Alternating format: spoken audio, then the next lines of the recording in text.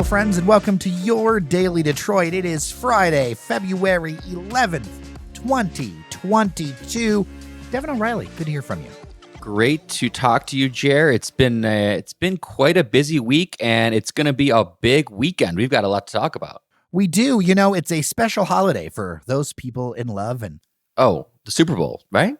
Oh, something else? Yes. You know, somebody better tell your wife, or you better tell you about this before your wife figures out on Monday. Glad we're talking now.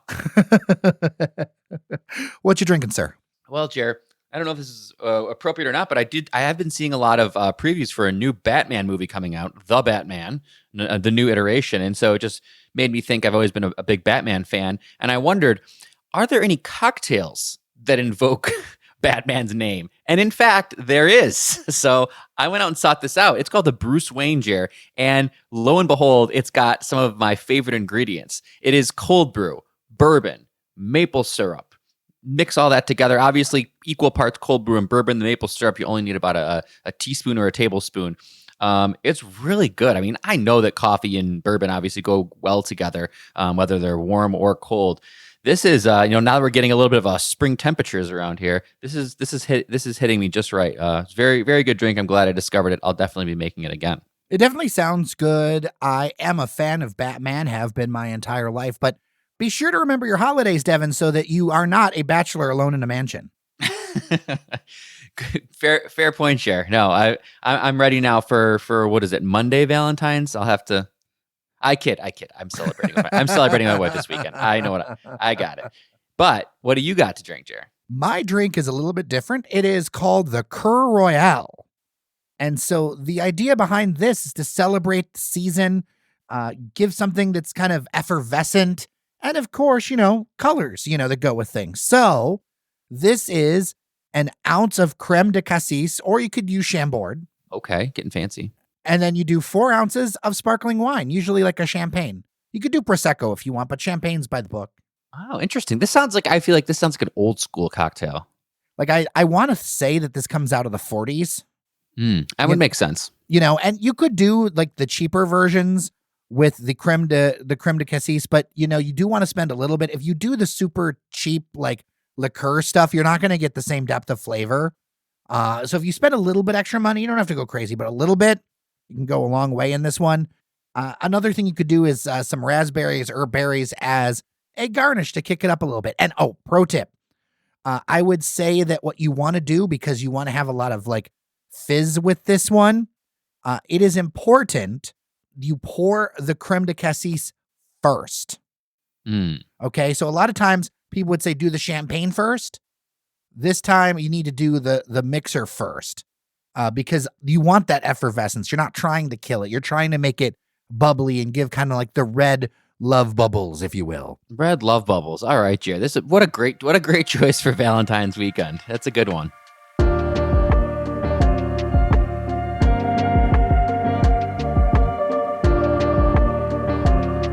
A little bit of media and development news. The former Detroit Brewing Company building is going to become home to iHeartMedia. Now in this consolidated media landscape world, that means a bunch of radio stations, Channel 955, 106.7 Wheels, Mix 92.3, the Black Information Network on 11:30 a.m., and of course, 97.9 WJLB. They will be back in the city of Detroit. This will be ready in May. I think this is great to see some of this media kind of get recentered to Detroit. And I also want to call out WJLB is a longtime call sign in Detroit that matters to a lot of people. And I'm glad it was in the Penobscot building for a long time. I'm glad to see it back within the city borders. Yeah, this is really cool news, I think, Jerry. I mean, some of these stations I've listened to 20 years plus, 955 has always been like the popular music station. They've got Mojo in the morning, which is one of, if not the biggest morning show in this entire market in Michigan. You've got Jay Towers. It's really cool to see them come to the city. I mean, I don't know how the people, the talent themselves feel, but they were out in like Farmington and like the depths of suburbia. Not that there's anything wrong with that, but coming down to Eastern Market to spend some time, that's going to be cool. There's a lot of stuff to do and just all sorts of stuff going on here. As you said, it's really becoming kind of this media row of sorts with a lot of great food packed in there. So I just think it's a really cool development. It kind of remains to be seen what exactly it will mean tangibly for iHeartRadio to be coming here. But it's really cool to see them in the city, and I think it'll only mean good things to come. In advertising, you've got the Standard Wonder Group. In PR, you've got Truscott Rossman. I have releases in my box from a number of ad agencies that have opened up little offices in that area. So, it reminds me of back in the day when West Lafayette used to be that kind of center, when you had the Detroit News, WWJ, the Detroit Free Press, WDIV. You had a bunch of things all along one road. I think you're seeing that in Eastern Market. And what I think the tangible result will be, regardless of what it is for the stations, I think, number one, there's going to be more interactive things for people to do. Radio stations love to do their kind of in-person kind of thing. The other side is that, Detroit kind of gets its, cachet from being the center of the region. It's the hub where everybody goes. When you're talking about media outlets across a variety of formats, a lot of people, they're going to be interested in that. It's something that they're going to be all about. Although I will say, and only some of our little bit older listeners might remember this, I am sad that Alan Almond is not with us anymore, so that Pillow Talk cannot come from Eastern Market. Pillow Talk, is that the 100.3? Is that what it was on? Yes, 100. Yep, you nailed it. Absolutely. It was like this it had this huge following back in the day. I think he died in like 2015 or something like that. He was, I think, in his like late 60s. It was a show. Did you ever hear it, Devin? I cannot say that I heard of it, but I never listened to Pillow Talk, which, given my age, it sounds like this would be a little too adult for me. Well, and it's not necessarily adult. It was more keyed towards a female audience, shall we say. Oh, okay. So Mr. Allman was seducing the ladies. Listen, there was something to it's the witching hour on a Friday night, and it's time to turn out the light. And then you would hear at the end of every broadcast, Summer Madness by Kool and the Gang. And I feel the chills now. If I had the rights to play it, I would, but you got to look up those clips. Wow. Okay. So, all right. Interesting. I would have loved to hear that. I'm sure I can dig up some archives of Pillow Talk and see what that was all about.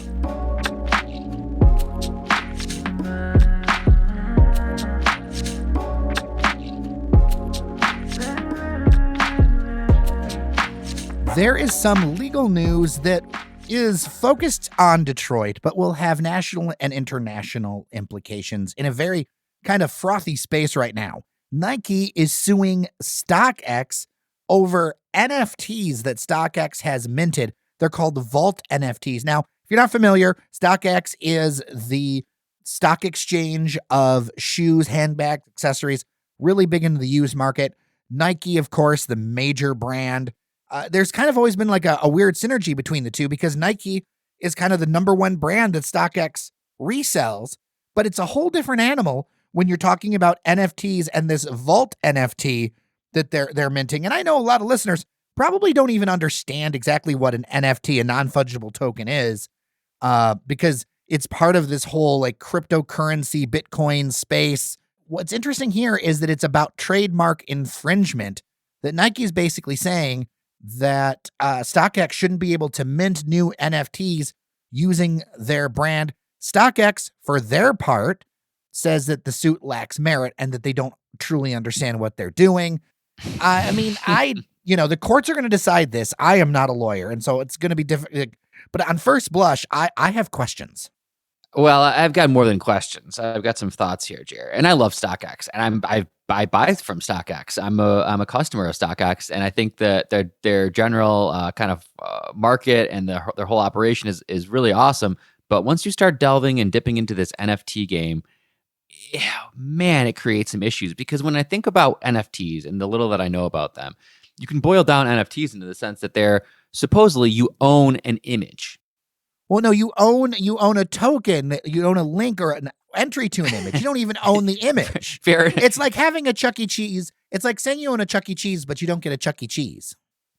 Okay, even more kind of in the ether there. But point being, I understand that people, artists are actually really embracing NFTs, and I get that because as an artist, you can create a one-of-a-kind piece of art digitally or what have you, and then you can sell that. And you can actually make some money selling one-of-a-kind pieces of artwork that people can then own the tokens to, the non-fungible tokens.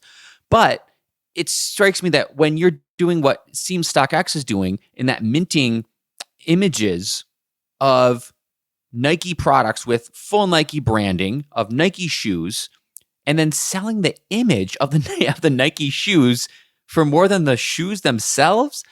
I'm sorry, any layman can kind of see why that's going to be your basic copyright infringement. And I don't think StockX has much of a leg to stand on here.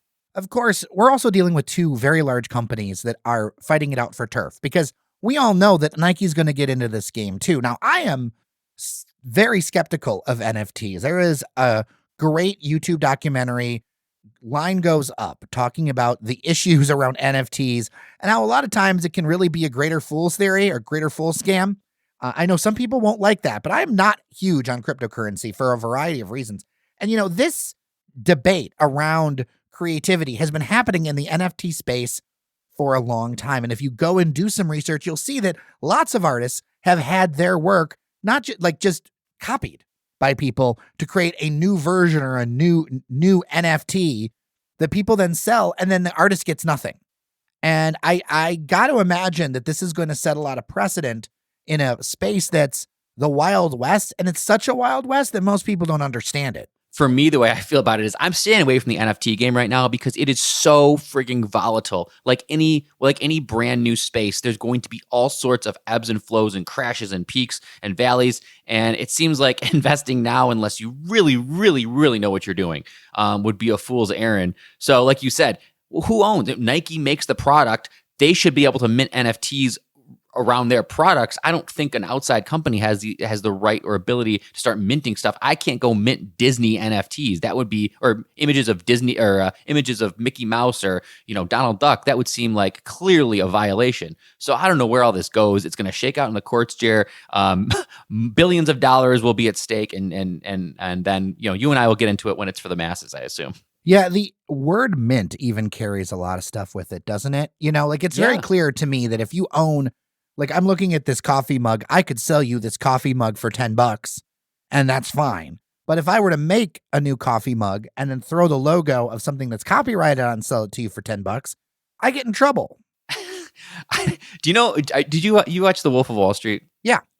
There's a really good, I think, meme going around where, there was the whole basis of Wolf of Wall Street when, it flashes back to what he's doing now. And he says, sell me this pen, right? Do you remember that scene? Mm-hmm. And he starts, sell me this pen.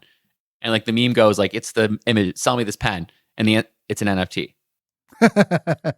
Right? That's all you got to do nowadays. We can joke about it, but I don't see how these markets can continue to grow at an exponential pace when people like you and I, who are just reasonably intelligent, we're we're middle of the road intelligence. But if people like us and others don't know what the heck this is, if the majority of people can't understand a concept, it is not going to get mass adoption. In order for something to be valuable, there has to be a market of people willing to buy it. And when you look at that documentary, you'll see that one of the reasons why NFTs were created was to give people with Bitcoin and cryptocurrency something to buy. Because that's the issue. Most places, it takes a long time to do a transaction. So it's difficult if I wanted to take a percentage of Bitcoin and buy a beer with it. Sure, there's probably somewhere I could do it. But it's not a thing. It's a speculative venture at this point. And if you don't have something to buy, then you don't have any value.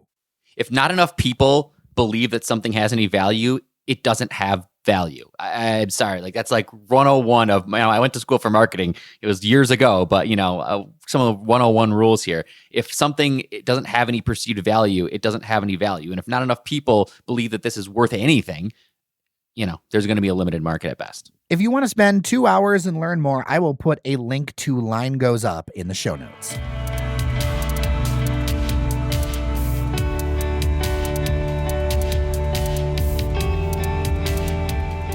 All jokes aside, Devin, Valentine's Day weekend is ahead of us. And of course, we need to talk a little bit about some of the ways people might be spending it, places to check out, even if you're not doing it this weekend, maybe something that could be romantic in the future. One of the pieces that I saw that I wanted to highlight is a friend of the podcast, Robin Runyon, has 17 memorable date night destinations in Metro Detroit. That's for Eater Detroit. I'll put a link in the show notes, but I wanted to highlight a couple of places I thought were pretty good. Specifically one, though, that I haven't been to. Maybe you have. I want to check out Ladder 4 Wine Bar. Do you know anything about that? You know what? It's funny you ask that now, Jer. Through my work gig, I actually had to go stop by there and meet with the owner.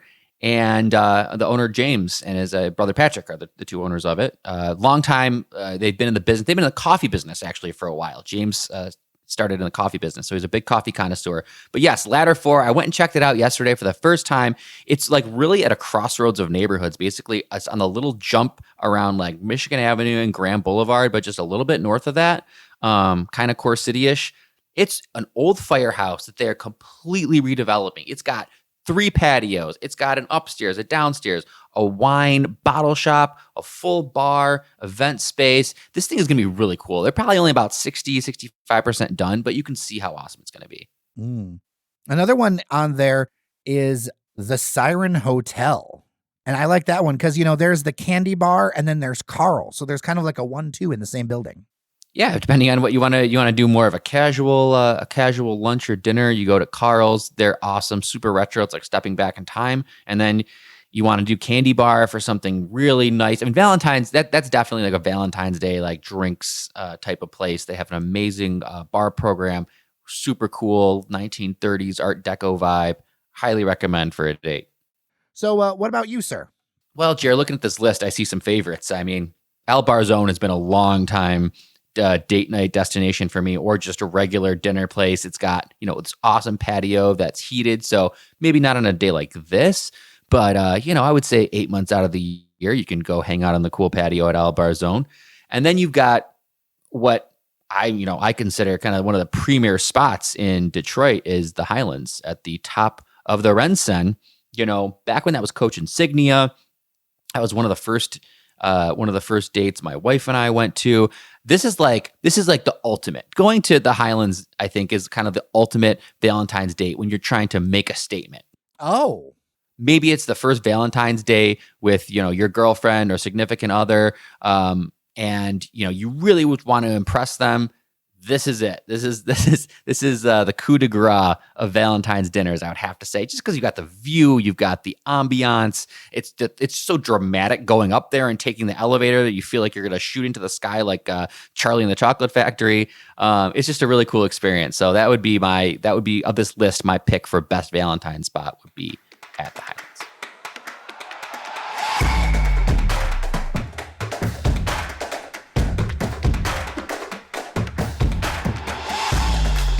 Finally, the Super Bowl is upon us. There are unique dishes to every locality. I feel like if you're going to do a Super Bowl party, you should kind of experience local, whatever that is. And maybe this is a chance, since, this is the kind of thing I think that you do the Super Bowl party at home, right? Like, I don't go out for the Super Bowl.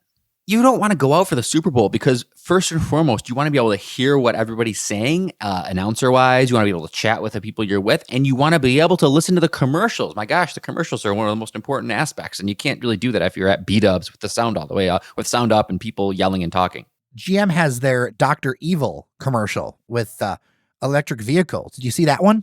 No, Jerry. You know what I don't like? You've pointed out a mini rant that I want to make, and that's that they start releasing all the commercials now. I refuse to watch Super Bowl commercials early. I want to watch them on the Super Bowl. Before, you had to wait till you actually watch the game to see the commercials, and then you talk about them the next day. I don't like this releasing them like weeks before. It just totally ruins it.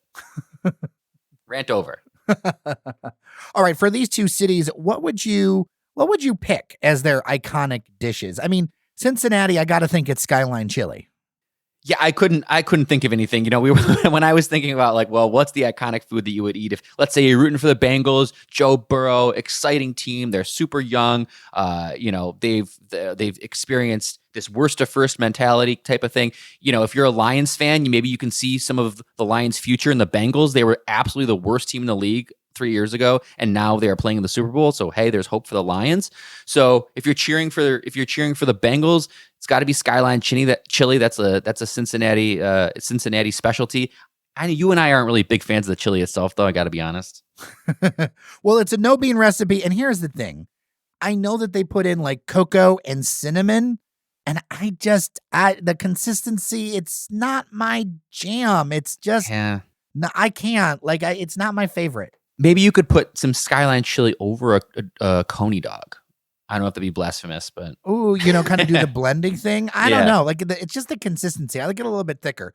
But, somebody's probably yelling at us right now saying that we're idiots. I know a few Cincinnati transplants here who probably would yell at us for blaspheming their beloved Skyline chili. Now, if you're rooting for the Rams, which I know there's plenty of bandwagon Rams fans with Matt Stafford playing for the Rams, we want to see him get a Super Bowl. Maybe you do, maybe you don't. But if you're rooting for the Rams, they're in Los Angeles now, and Los Angeles, because of the Latin influence, they are the taco destination in America. They have the best tacos. I actually go there a lot. I have family there. So their tacos are just absolutely the best. So if you want to celebrate, maybe get some tacos, go to Southwest Detroit and pick some up. I think that would be the place to get the best tacos. So if you have that ability and it's not too far from you, get some tacos from your favorite Southwest establishment. Or if you kind of want to go a little bit the other direction, a few years ago, the Los Angeles Rams were in fact the St. Louis Rams. And so you could kind of go and get some St. Louis style barbecue and do it up that way for your game day spread. Interesting. I don't know which way I would go. I mean, I do love me a good taco. You could do both, Jer. You could marry the barbecue and the tacos. I mean, it's a game day spread. Go big, man. All the things.